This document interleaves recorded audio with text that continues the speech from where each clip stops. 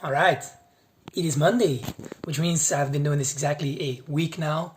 And if you've been there with me, you know I did it a little bit unorthodox. I didn't follow all the rules that were there. And the main reason I did that was to challenge those rules, to see if those rules are really set in stone rules, or maybe they're just helpful things, or maybe they're not even necessary at all. Maybe they can be, budged a little bit.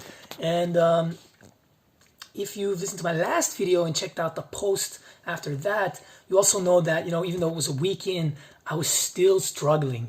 I was getting my REM sleep in naps very clearly, but at night I just had so much trouble staying awake. I had so much trouble having restful naps, even though I did sleep, but like in the day, but they just weren't recovering me as much as in the day. And so probably also know then that my hypothesis was that this was due to the artificial light in our house. Now, I've always found our lights a little bit straining on my eyes. It's never. I've always been able to compensate with like my blue blocking glasses, my red glasses, some other lights. I've always been able to compensate somewhat, and I don't watch too much TV at once because it really does hurt me. So I've always been able to compensate in various ways like that when it hurts me. But it turns out, when I'm polyphasic sleeping, it actually makes sense that you're all night and you're not getting all that sleep, that it would it hurt me a lot more. And that's what it seems to do. You might remember that I thought there was this separate process of adaptation to being awake at night. I don't think that's it at all. I've never read that anywhere else. That was just what I thought because I was having so much trouble at night. New hypothesis was the light is bothering me. And so last night, I used candles instead of all the lighting and red lights. So red lights and candles. And it immediately felt so much different. Immediately really, really different in the sense that I could sit down and not fall asleep immediately, not be like literally zombie mode, I didn't have to sit there and look at the clock and like, another hour. Oh my God. I felt more relaxed. And even though, I was definitely tired because I was building up all this extra stress, sleep deprivation from both the experiment and the light, that was really getting to me. So while my naps were getting better, my energy, my exhaustion, especially at night, was going down due to all this extra stress.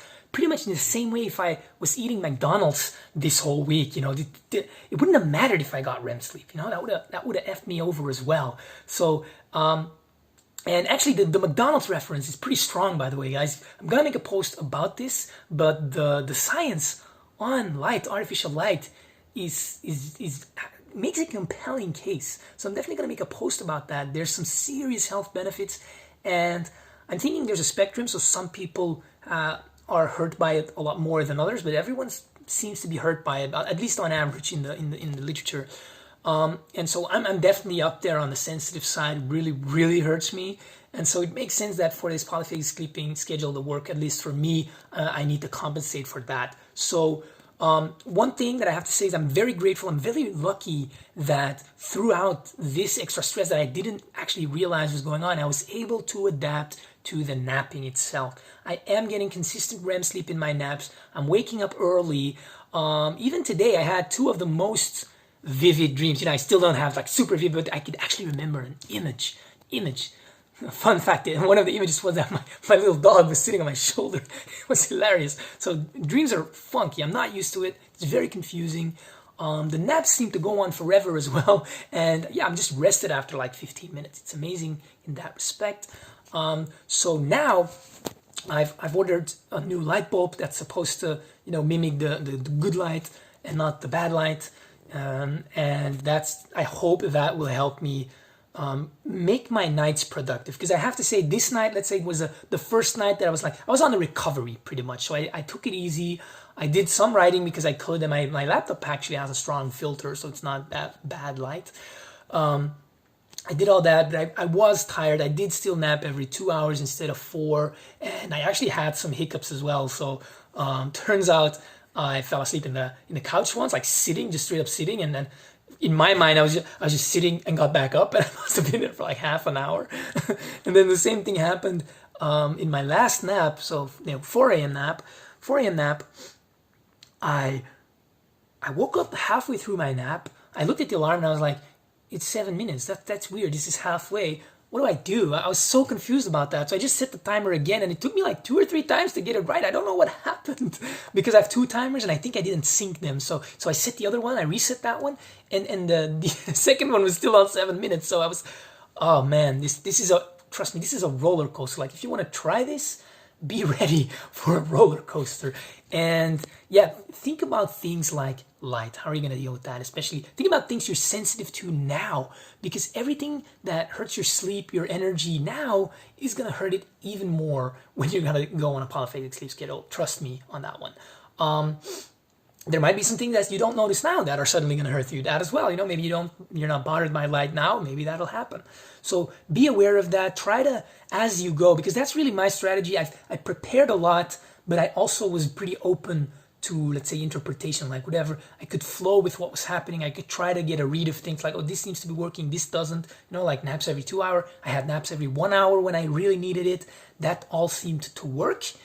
So yeah, this is my little update. On a final note, so I did some oversleeping this night. I don't think I went up to the 90-minute mark at all. So that's, again, good news, but I don't think it even mattered that much because I think I'm already adapted to getting REM sleep in naps, and that's crucial. I think I could right now sleep 8 hours at night or whatever and go straight back on the schedule. Just start napping again the next day, be a little bit more rested. Now, I don't think I'm gonna do that because I don't want to, but I think it's possible. What I would do if I do want to test something like this, I can't make any promises because I really am just doing what I want to do and I'm documenting that, right? But what I could do potentially is switch over to an everyman schedule. So everyman schedule, let's say right now, this night I sleep from 2 a.m. to 5, and then I get up and I take a nap every 5 hours instead of every 4, or 5, 6, 5 or something like that.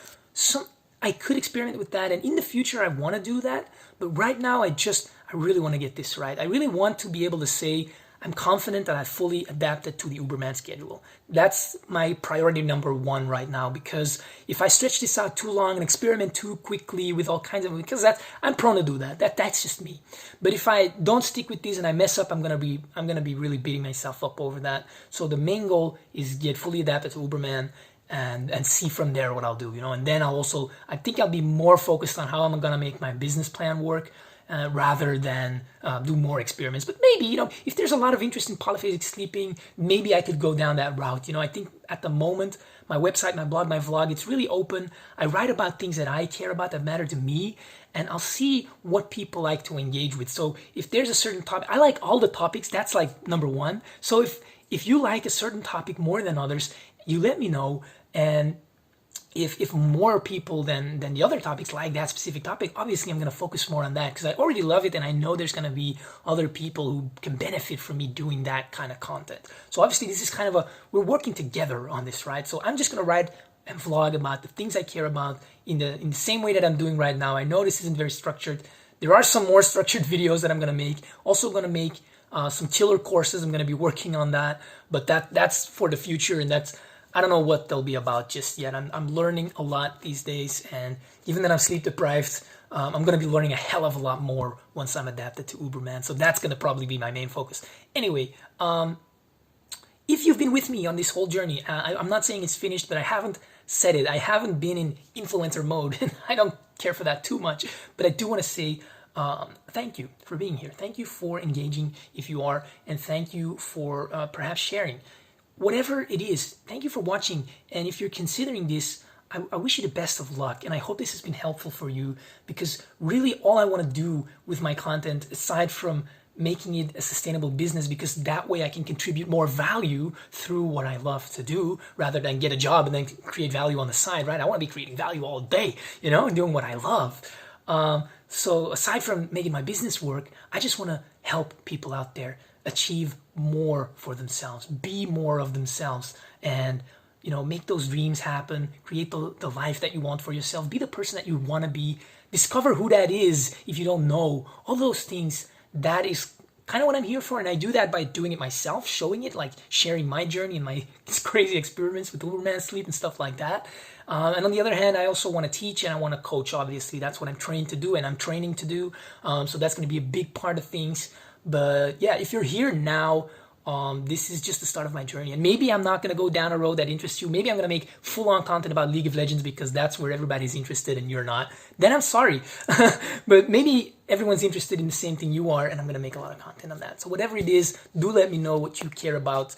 I'm going to wrap this up. This has been too long. Thank you so much for being here, and I'll see you in the next one. Peace.